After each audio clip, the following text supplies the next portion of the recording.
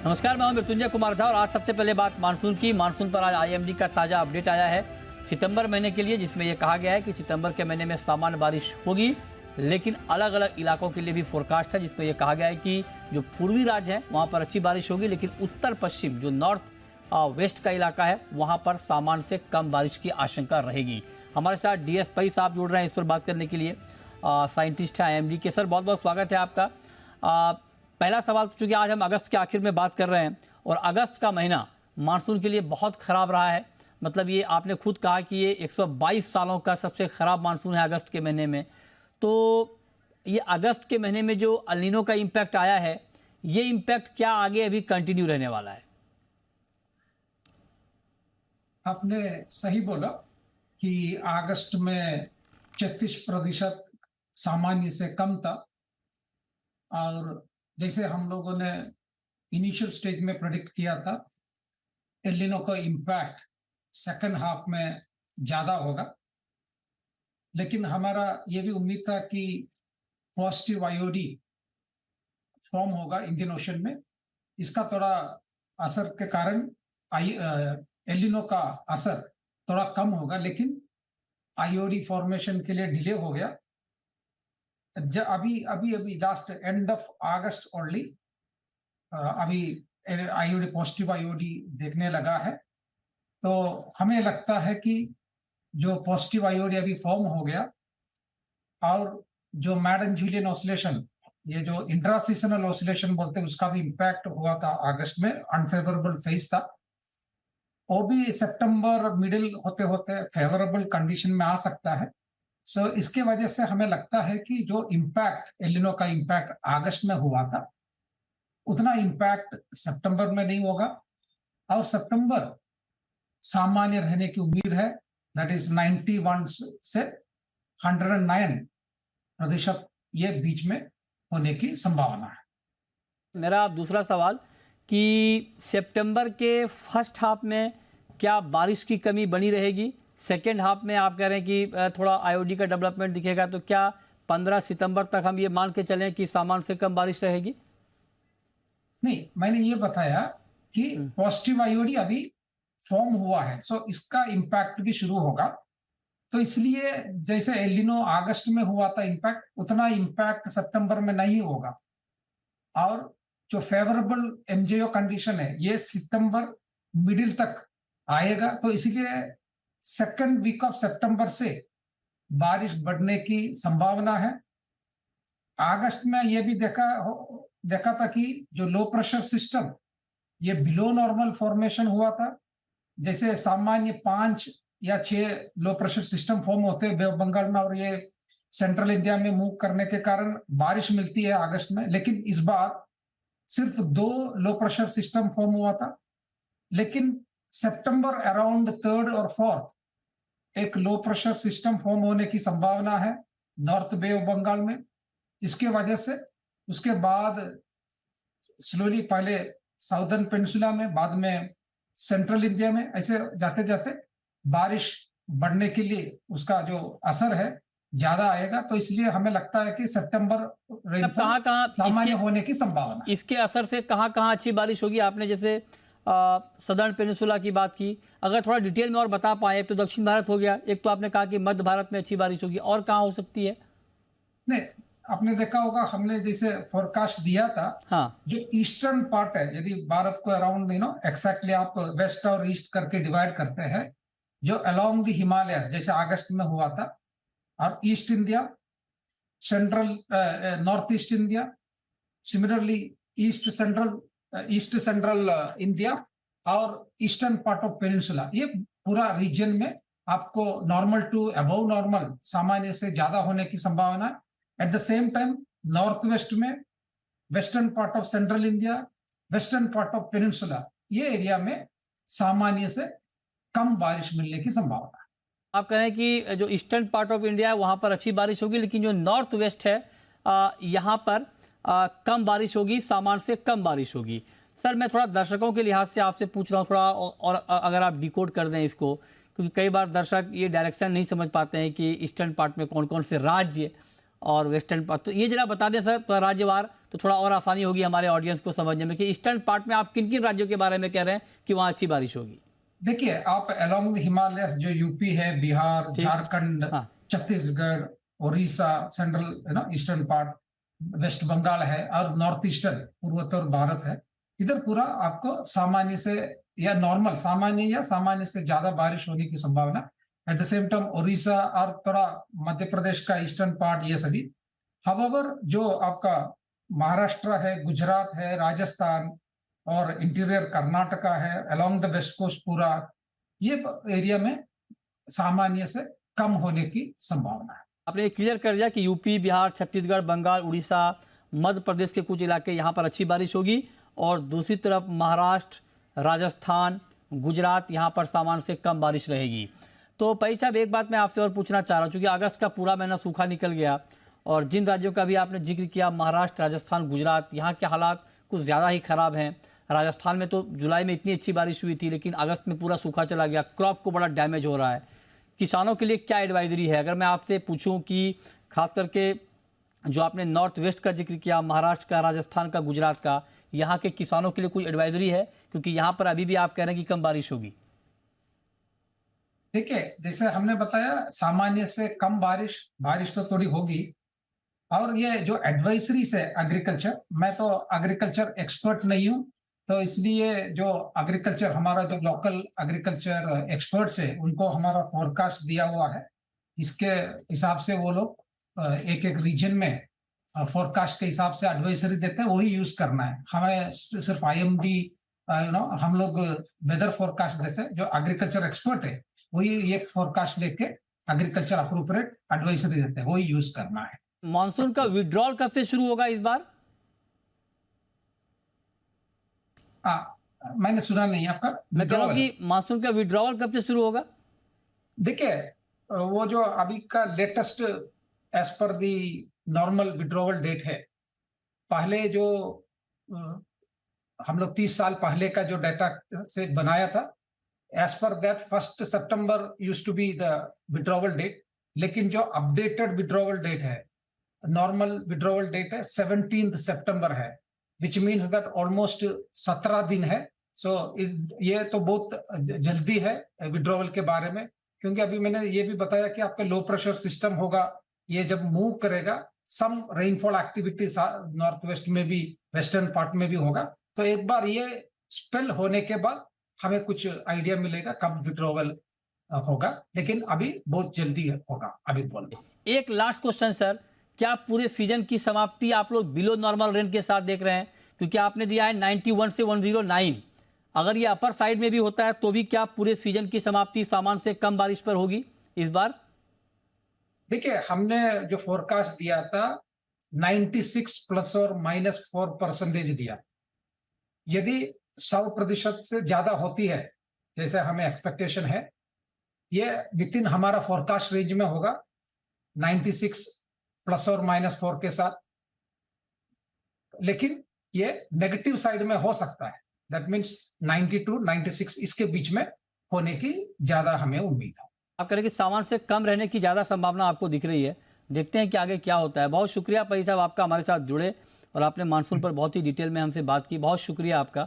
चलिए आगे बढ़ते हैं, लेकिन इस बीच जीडीपी के नंबर आ गए हैं 7.8%। जी हाँ, जो जीडीपी के नंबर आए हैं इस वक्त हम आपको बता रहे हैं Q1 के, उसमें 7.8% के आंकड़े सामने आए हैं पहली तिमाही में जीडीपी के आंकड़े।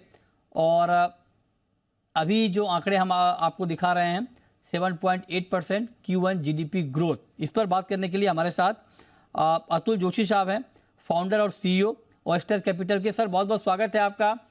क्या रिएक्शन है सर आपका 7.8 के आंकड़ों पर?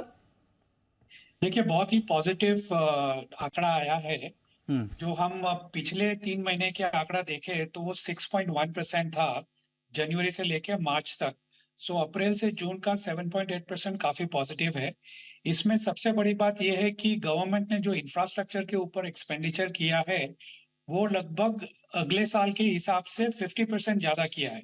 अगले साल अप्रैल जून में 2022 में गवर्नमेंट ने लगभग 2 लाख करोड़ का एक्सपेंडिचर किया था।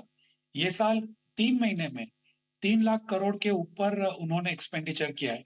तो गवर्नमेंट जिसको कहते हैं पंप प्राइमिंग, वो इकोनॉमी में जबरदस्त इंफ्रास्ट्रक्चर के ऊपर एक्सपेंडिचर हो रहा है, जिसकी इफेक्ट हम देखें तो काफी सारी अलग अलग सेक्टर्स पे पॉजिटिव हमको दिख रही है।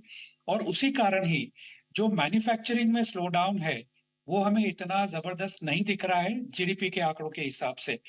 ये बात अलग है कि जो मैन्युफैक्चरिंग सेक्टर का थोड़ा सा स्लो डाउन है, खास करके केमिकल सेक्टर है, टेक्सटाइल सेक्टर है, इंजीनियरिंग सेक्टर है, वो आंकड़े हमको दिख रहे हैं कॉर्पोरेट टैक्स कलेक्शन में, जहां पे हमको थोड़ा स्लो डाउन दिख रहा है।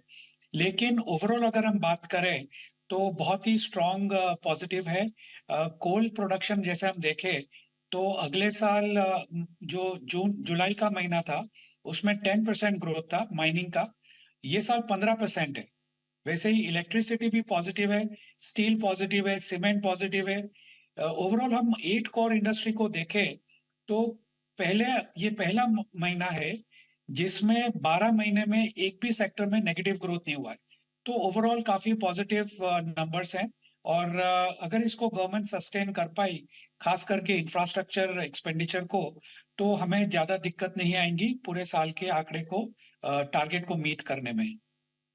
ठीक है। अब सर मेरा अगला सवाल आपसे होगा मतलब फार्म सेक्टर को लेकर, एग्रीकल्चर सेक्टर को लेकर, क्योंकि अगस्त का महीना बड़ा ख़राब रहा है मानसून के लिहाज से। हालांकि अच्छी बुआई हुई थी शुरुआत में और अभी भी क्रॉप डैमेज को लेकर बहुत ज़्यादा नेगेटिव खबरें नहीं आई हैं, लेकिन हाँ आगे अगर मानसून में थोड़ी और डिले होती है या देरी होती है तब हो सकता है कि कुछ और दिक्कत बढ़ जाए।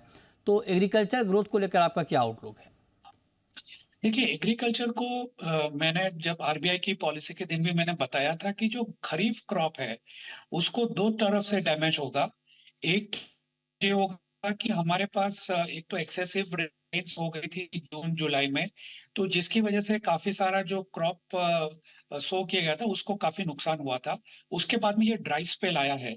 हमारी जो एक्सपेक्टेशंस है, हमारी जो research, internal in house research है, उसके हिसाब से सितंबर के सेकंड या थर्ड वीक के बाद रेन्स का नॉर्मल होना चालू हो जाएगा और ये लंबे समय तक खींचेगा। लगभग अक्टूबर एंड तक हमारा ये एस्टिमेशन है कि बारिश चलती रहेगी, जिसकी वजह से खरीफ क्रॉप में हम इतना पॉजिटिव नहीं है। लेकिन अगर हम पूरा साल देखें मार्च 2023 तक, तो बहुत ही पॉजिटिव है रबी क्रॉप के लिए।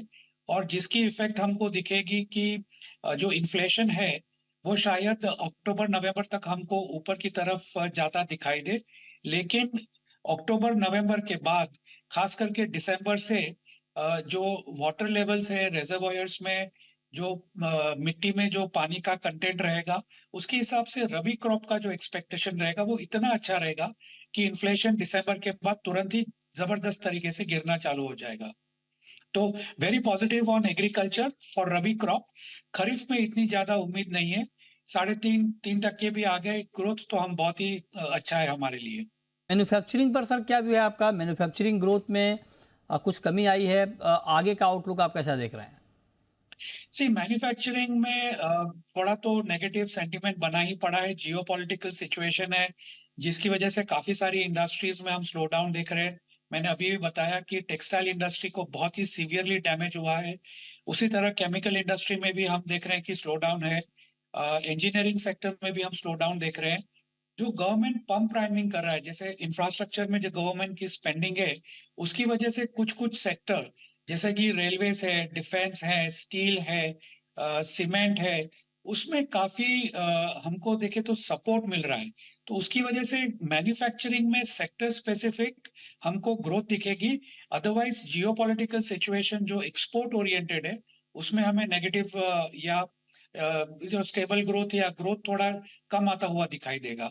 ओवरऑल मेरे हिसाब से 4.5% के आसपास पूरे साल का अगर मैन्युफैक्चरिंग ग्रोथ रहा तो वो पॉजिटिव गिना जाएगा। ठीक है, तो ये राय आपकी है जीडीपी के आंकड़ों पर। अगर मैं ओवरऑल आपसे पूछूं, जो जो आंकड़े अभी हम देख पा रहे हैं 7.8% के, क्या ये आंकड़े आपको सस्टेनेबल दिख रहे हैं? क्या इस पर हम बने रह सकते हैं? देखिए, आरबीआई की खुद की अगर हम प्रोजेक्शन देखें तो पिछले साल से आरबीआई का एक नया ट्रेंड हम देख सकते हैं कि आरबीआई का Q1 का प्रोजेक्शन हमेशा बहुत ही ज्यादा रहता है और उसके बाद धीरे धीरे धीरे करके हर एक क्वार्टर में नीचे की तरफ आंकड़े आता रहता है। तो जैसे कि हम अगले साल का देखें, 22-23 का देखें, तो लगभग हमने 12% प्लस चालू किया था आरबीआई ने, और आरबीआई का एस्टिमेशन था 4.1% Q4 के लिए। वैसे ही इसी साल आरबीआई के जो आंकड़े हैं वो काफी हाई है Q1 के लिए, जो सच भी पड़े, लेकिन Q2, Q3, Q4 में हमको सिक्वेंशियली थोड़ा स्लो डाउन दिखेगा और आंकड़ा नीचे आता हुआ दिखाई देगा। लगभग 5.25% के आसपास Q4 का आंकड़ा मेरे ख्याल से आना चाहिए।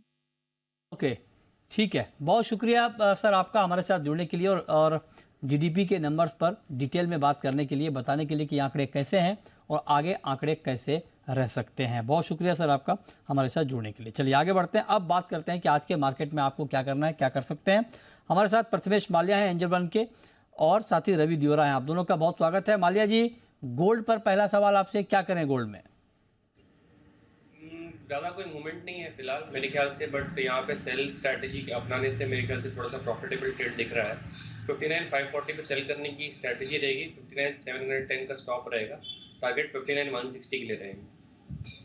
ओके, ठीक है, आपकी राय दियोरा जी, चांदी के ऊपर क्या है, सिल्वर में क्या करें आज के लिए? डेफिनेटली जैसे आज गोल्ड का मोमेंटम टैपिड है, सिल्वर में भी आज थोड़ा टैपिड मोमेंटम दिखा है, क्योंकि 6 बजे काफी अहम data core PC price index आना है। इस हिसाब से थोड़ा प्राइसेस उसको वेट कर रहा है, बट मुझे लग रहा है वहां भी एक सेलिंग का अपॉर्चुनिटी मुझे दिख रहा है। जो नेक्स्ट कॉन्ट्रैक्ट है दिसंबर कॉन्ट्रैक्ट, वो 76,000 के ऊपर बेचे, स्टॉप लॉस लगा है 76,400 का, और डाउन साइड 75,300 तक के लेवल आपको सिल्वर में आते दिख सकते हैं। तो लग रहा है कि बुलियन में थोड़ा सेलिंग प्रेशर आ सकता है। ओके, ठीक है, तो ये रहा आपकी हो गई चांदी पर। क्रूड में माल्या जी, आज के लिए कोई ट्रेड आपको दिख रहा है, क्या करना चाहिए? ऑप्शंस में मेरे ख्याल से ट्रेड करना चाहिए। 6,900 का option, out of the money option call खरीदना चाहिए, प्रीमियम 120 के पे मिल रहा है। 84 का स्टॉप लगाना चाहिए, टारगेट 210 के लिए रखने चाहिए। ठीक है, अब हम शुरू करते हैं सवाल जवाब। पहला सवाल है अशोक का, गंगानगर से जुड़ रहे हैं हमारे साथ। पूछिए अशोक जी। सर नमस्कार जी। जी नमस्कार, पूछें। हाँ, मेरा सवाल है, ये सरसों ना मस्टर्ड कच्चे तेल पर 10 दिन के अंदर 130 रुपये आ सकता है जी? 10 दिन के अंदर 130 रुपये आ सकता है मस्टर्ड? हाँ जी, हाँ जी। अच्छा, रवि जी बताइए। मेरे हिसाब से 130 काफी दूर है, पर्टिकुलर जिस हिसाब से प्राइसेस काफी टैपिड है, मोमेंटम भी काफी लैकलस्टर है। मुझे नहीं लग रहा कि इतना ज्यादा वहां पे बढ़ोतरी आनी चाहिए, क्योंकि ये एक रबी क्रॉप है, तो आई थिंक अभी इतना ज्यादा इसके ऊपर इम्पैक्ट आता हुआ दिखा नहीं। तो मुझे लग रहा है कि पर्टिकुलर सोइंग के जो डेटा आने स्टार्ट हो गए अक्टूबर ऑनवर्ड्स, तब उसका एग्जिट आपको एक 13,000 का जो आप बात कर रहे हैं, तो वह तब वो प्राइसेस आ सकते हैं। बट अभी इमीडिएट मुझे लग रहा है कि प्राइसेस अगर अपर साइड 6,000 मींस के 12,200 के करीब पे आ जाए, तो भी आप अगर फिजिकल में माल है तो वहां पे एक बार बिक वाले करे। 13,000 के ऊपर प्राइसेस मुझे नहीं लग रहे। एडिबल ऑयल के प्राइसेस नीचे है, तो ज्यादा अपसाइड वहां पे सस्टेन होना मुश्किल है। ठीक है, मल्ला जी, आज इवनिंग ट्रेड में कोई मेटल पर कॉल आपकी?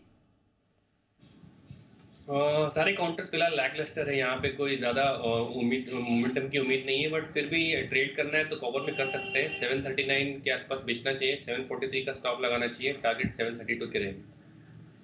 ओके, तो ये राय आपकी है बेस मेटल के ऊपर। आपकी कोई कॉल दियोरा जी मेटल में?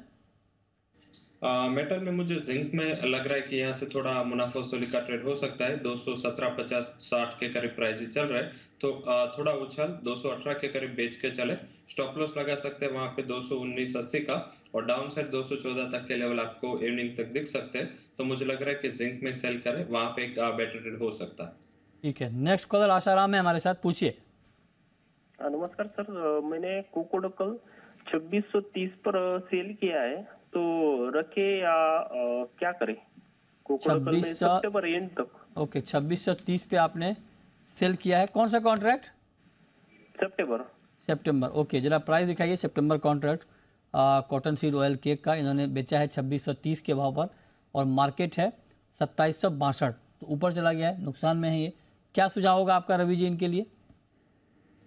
अभी कोकुड कपास खाली में बिग वाली का ट्रेड एक का रिस्क हो सकता है क्योंकि उसके सीजनलिटी ऑन हो चुके हैं। इन पर्टिकुलर जब फेस्टिविटी एंड सर्दियों के मौसम करीब आते हैं वहां पे सेल से बचना चाहिए क्योंकि ये जो कमोडिटी है उसमें अभी एक तो बैकवर्डेशन का इश्यू होगा, मीन्स कि आपको नेक्स्ट कॉन्ट्रैक्ट है वो 2500 पे बेचने को मिलेगा तो वो आपका एक लॉस क्रिएट होगा। तो मुझे लग रहा है कि वहां पे ज्यादा बिग वाली पे ना रहे। अभी अगर डाउन साइड 2720 के करीब प्राइसेस आता है तो आपका कॉन्ट्रैक्ट स्क्वायर ऑफ कर ले। नेक्स्ट जो कॉन्ट्रैक्ट चल रहा है थोड़ा बैकवर्डेशन में तो वहां पे एक बार बाय कर ले 2500 के करीब, उसका स्टॉप लॉस आप 2450 का लगाए। मुझे लग रहा है 2700 के तक के लेवल आपको दिसंबर कॉन्ट्रैक्ट में आते दिख सकते हैं। तो करंट कॉन्ट्रैक्ट जो सेल है उसमें से एग्जिट करके आप नेक्स्ट जो कॉन्ट्रैक्ट है उसमें बाइंग पोजीशन कन्वर्ट कर ले, आपका लॉस आराम से वहां पे कवर हो सकता है। ओके, ठीक है, इस पर आप नज़र रखिए। तो ये राय आपकी हो गई। नेक्स्ट कॉलर हमारे साथ नाथा भाई हैं गुजरात से, पूछिए। हाँ, मैंने 2 लॉट क्रूड सेल किया हुआ है 6809 से, तो अब क्या करें? 6800 पे 6800 पे क्रूड आपने बेचा है? हाँ, 2 लॉट बेचा हुआ है, तो क्या करें सर? अच्छा, अभी मार्केट आपके सेलिंग के लेवल के आसपास ही है, तो माल्या जी क्या सुझाव इनके लिए आपका? अपसाइड 6900 दिख रहा है, तो मेरे ख्याल से अगर सेल किया है तो स्टॉप लॉस से होल्ड करे। नीचे वाला जो भाव है 6600, ऊपर वाला जो भाव है 6900, तो ये रेंज में आपको क्रूड दिख सकता है नेक्स्ट 2 ट्रेडिंग सेशन में। स्टॉप लॉस लगाए और ट्रेड में बने रहे। अच्छा, ठीक है, इस पर आप नज़र रखिए। ट्रेड में आपको बने रहने की सलाह दी जा रही है। और आगे बढ़ते हैं, कुछ और कमोडिटी की बात करते हैं। अच्छा, आशीष इस बीच जुड़ रहे हैं झांसी से, पूछिए आशीष जी। हाँ, नमस्ते सर। नमस्कार, पूछिए। हाँ, नेचुरल गैस पे सर अभी क्या रहेगा आने वाले 10 दिनों में? नेचुरल गैस में आगे क्या रहेगा बताइए रवि जी। नेचुरल गैस में मोमेंटम पॉजिटिव रहेगा। मुझे लग रहा है कि जो अपसाइड मोमेंटम एंड जर्नी दिखी है वो शायद आगे भी कंटिन्यू हो सकते हैं। अगर ट्रेड लेना है तो डायरेक्टली आज क्योंकि इन्वेंट्री के डेटा है तो थोड़ी वोलेटिलिटी होगी, तो मेरे हिसाब से आप नेचुरल गैस के ऑप्शन से वहां पे बाइंग करें। नेचुरल गैस का जो सितंबर मंथ का 230 की स्ट्राइक का कॉल ऑप्शन है वो 12 के करीब प्राइसेस चल रहे हैं, उसको बाय कर ले आप। 5 का स्टॉप लॉस लगाए, मुझे लग रहा है कि 30 तक के लेवल आने चाहिए। तो डायरेक्टली फ्यूचर थोड़ा वोलेटाइल है तो ऑप्शन से ट्राई करें। मुझे लग रहा है कि जर्नी अपवर्ड है। मैं 250 तक के लेवल की उम्मीद कर रहा हूँ और 222 जब तक ब्रेक नहीं होता तब तक मोमेंटम अपसाइड का वहां पे बना रह सकता है। ठीक है, नेक्स्ट कॉलर प्रकाश हैं चूरू राजस्थान से, पूछिए प्रकाश जी।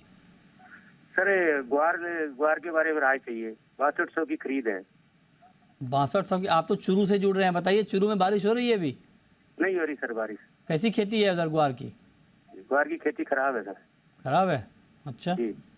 तो बताइए रवि जी क्या होगा ग्वार में? हाँ, फंडामेंटल ऑलरेडी आपने क्वेश्चन में डिस्कस कर लिए। आई थिंक वही फंडामेंटल है। मुझे भी लग रहा है कि प्राइसेस में अपवर्ड चढ़ने देखने चाहिए क्योंकि रक्षाबंधन के हिसाब से 2 दिन काफी मार्केट्स बंद थे, जिस हिसाब से फॉलो अप बाइंग नहीं दिख रहा है। मुझे लग रहा है कि नेक्स्ट वीक में अच्छी रैली के लिए गोवार सीट प्रिपेयर है। आप गोवार सीट में बाय करें। 6170 के करीब सितंबर कॉन्ट्रैक्ट चल रहा है, इसको बाय कर ले with stop loss of 6080। Upper side 6300 तक के लेवल की मैं उम्मीद कर रहा हूँ और गोवार गम 12760 के करीब चल रहा है। बाय करें यही लेवल पे, स्टॉप लॉस लगाए 12500 का। 13200 तक के लेवल के नेक्स्ट वीक तक मैं उम्मीद कर रहा हूँ। तो दोनों कमोडिटीज में ये जो सबड्यूडनेस है, जो मोमेंटम टाइट है, इसका फायदा लेके बाय करना चाहिए। अगर बारिश इसी तरह से खींच रही, मुझे लग रहा है कि एक अपवर्ड जर्नी वहां पे देखनी चाहिए। ओके, ठीक है, बहुत शुक्रिया रवि जी आपका, माल्या जी आपका जुड़ने के लिए, बताने के लिए कहाँ पर कमाई के मौके बनेंगे। लेकिन आपको बता दें कि महंगाई को लेकर सरकार एक्शन में है। दाल, तेल, सब्जियों सहित सारी जरूरी कमोडिटी पर सरकार की नज़र है। लेकिन इस महंगाई के बीच किसानों को उनकी फसलों का क्या भाव मिल रहा है, अगस्त में बारिश की भारी कमी से उनकी फसलों पर क्या इम्पैक्ट है, ये जानने के लिए हम पहुंचे हैं विदर्भ की एक बड़ी मंडी